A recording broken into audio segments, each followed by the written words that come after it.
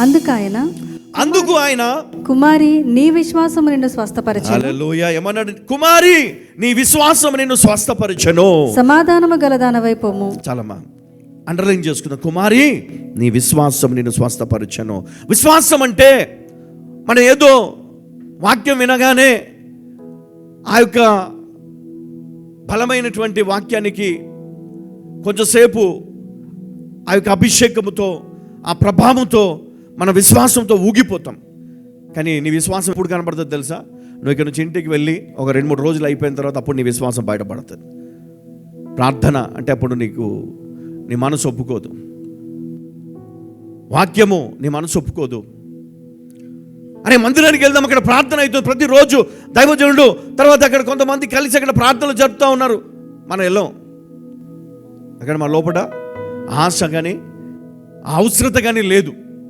కానీ ఆశ గల ప్రాణం ఎవరైతే ఉన్నారో వారు వచ్చారు, వారు దీవించబడ్డారు, వారి ప్రతిఫలం పొందుకుంటారు. అయితే నీ విశ్వాసం ఇక్కడ కీలకమని మరి పరిశుద్ధ లేఖనం ద్వారా నేను జ్ఞాపకం చేస్తూ ఉన్నాను. అనేక మంది ఈ శారీరక వ్యాధులతో మానసిక వేదనతో మరి యొక్క ప్రార్థనలో మరి మాతో కూడా ఏకీభవించి ఉండవచ్చు. అయితే యేసు పొందిన గాయముల ద్వారా మనకు స్వస్థత కలిగిందన్న సత్యాన్ని మనం ఈరోజు జ్ఞాపకం చేసుకోవాలి. నేడు మీ రోగములు యేసు నామములో గద్దింపబడును గాక. ఆమేన్, ఆమేన్. ఎవరి నామములో? యేసు నామములో. యేసే నామములో ఏముందంట? శక్తి ఉంది. యేసు నామములో నీ రోగమును ఆయన ఏం చేస్తున్నాడు? గద్దిస్తాడు. ఎలా? యేసు పొందిన గాయముల ద్వారా మనకు స్వస్థత కలిగిందన్న సత్యాన్ని మనం గ్రహిస్తే నేడు మీ రోగములను ఆయన గద్దిస్తాడు. హల్లెలూయా. చెప్పండి, ఆయన గద్దించును గాక. చూడండి, స్వస్థత అనేది శరీరానికే కాదు, నీకు మరి ఆర్థిక స్థితికి కదా, ఆర్థిక సమస్యలు ఉన్న వారికి స్వస్థత కావాలి. తర్వాత కుటుంబంలో ఉన్నటువంటి సమస్యలు, కుటుంబ సంబంధాలకు కూడా స్వస్థత అవసరం. ఏమవసరం చెప్పలా? స్వస్థత అవసరం. దేవుడు వాటన్నిటిని బాగు చేస్తాడు. కుటుంబ సమస్యలు, మానసిక ఒత్తిడి, అప్పుల బాధలు, అనారోగ్యం, తర్వాత ఈ దురాత్మలతో బాధపడుతున్న వారిని కూడా దేవుడు విడిపిస్తాడు. దైవిక స్వస్థత అంటే దేవుడు మనకు వాగ్దానము చేసినటువంటి స్వస్థత. మన ప్రయాసం ఏదైతే ఉందో ఆ ప్రయాసములో ఏముంది? విశ్వాసం ఉంది.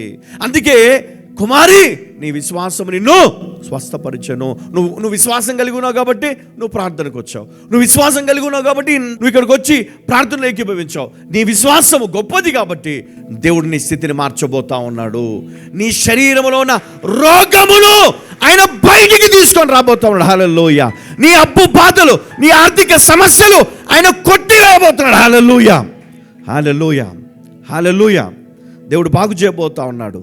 ఏం బాగు చేయబోతాడు? నీ శరీరానికి ఉన్నటువంటి రోగమును, ఆర్థిక స్థితిని, తర్వాత కుటుంబ సంబంధాల్లో ఉన్నటువంటి గొడవలు, ఇబ్బందులను, మరి అదేవిధంగా మరి మన జీవితంలో ఉన్నటువంటి అనేక నష్టాలు, వాటన్నిటి నుండి దేవుడు ఏం చేస్తాడు? విడుదలనిచ్చాడు. ఎందుకు? ఆయన పొందిన గాయముల ద్వారా మనకు స్వస్థత కలిగి ఉన్నదన్న సత్యాన్ని మనం మర్చిపోద్దంట. ప్రతిసారి మన జ్ఞాపకం చేసుకొని మనం డిక్లేర్ చేసుకోవాలా. ఆ దేవాది దేవుడు మనకేమిస్తాడంట? అద్భుతమైనటువంటి బ్రేక్ త్రూ. ఇది ఒక పరివర్తన. హల్లెలూయా. ఒక గొప్ప మార్పు దేవుడిని జీవితంలో తీసుకొని రాబోతా ఉన్నాడు. సంపూర్ణ స్వస్థత దేవుడు మీ జీవితంలో తీసుకొని రాబోతున్నాడు. చూడండి, ఆటంకాలను దాటే బ్రేక్ త్రూ ఈరోజు దేవుడు నీకు ఇస్తున్నాడు. హల్లెలూయా. ఎన్ని ఆటంకాలు, నువ్వు వెళ్తా ఉన్నావు, ఒక గోడ అడ్డం ఉంది, కానీ నువ్వు అవతల పోవాలను. గోడ అడ్డం ఉంది, చాలా పెద్దగా ఉంది ఆ గోడ. చూడండి ఏ విధంగా అంటే ఎరికో కదా, ఆ గోడ స్తుతిస్తున్నారు, ఆరాధిస్తూ ఉన్నారు, దేవుని ఘనపరుస్తూ ఉన్నారు, మహిమపరుస్తూ ఉన్నారు. ఆ గోడ కూలిపోయింది. మనమందరం చేసింది ఏంటో తెలుసా? ఆ బ్రేక్ త్రూ మనము సాధించగలిగాం. హల్లెలూయా. అందుకనే ఈ ప్రార్థన ఆ గోడలన్నింటినీ కూల్చివేసింది. హల్లెలూయా, హల్లెలూయా, ఆమేన్, ఆమేన్, ఆమేన్. ఒకవేళ నీకున్నటువంటి అడ్డుగోడలన్నీ కూలిపోయాయి అని నువ్వు నమ్మితే బిగ్గరగా చెప్పు హల్లెలూయా, ఆమేన్. యేసయ్యా నీకు స్తోత్రం, హల్లెలూయా. విశ్వసించాలి. విశ్వాసము చాలా కీలకమైనది, చాలా బలమైనది నీ జీవితంలో. ఆ విశ్వాసం లేకుంటే నువ్వు విడుదల పొందలేవంట. అందుకనే ఈరోజు ఈ బ్రేక్ త్రూను దేవుడు మనకు ఇవ్వబోతా ఉన్నాడు. దానియేలు మరి మనం చూసినట్లయితే ఆయన జీవితంలో 21 days కదా, ఆయన ఏం చేశాడంట, 21 రోజులు ఉపవాస ప్రార్థన చేసినప్పుడు ఏం జరిగిందంట, ప్రార్థించినప్పుడు పరలోకములో పోరాటం జరిగిందంట. కానీ ఈరోజు మనము నిలబడ్డామంటే విజయము కన్ఫర్మ్. హల్లెలూయా, విజయము కన్ఫర్మ్. నీ లైఫ్లో బ్రేక్ త్రూ కన్ఫర్మ్. హల్లెలూయా. దేవుడు బహుబలమైనటువంటి పరిచర్య ఇక్కడ నుంచి ప్రారంభించబోతాడు. హల్లెలూయా. దేవునికి మహిమ కలుగును గాక. దేవునికి బలమైన ఆశ ఉంది ఏంటంటే తన పిల్లలు సంతోషంగా ఉండాలి, సంతోషకరమైన వాతావరణంలో మంచి ఆహారము, అన్ని మంచి పరిస్థితులు కలిగి వారు ఆశీర్వదించబడుతూ విస్తరించాలి. ఇది దేవుని చిత్తం.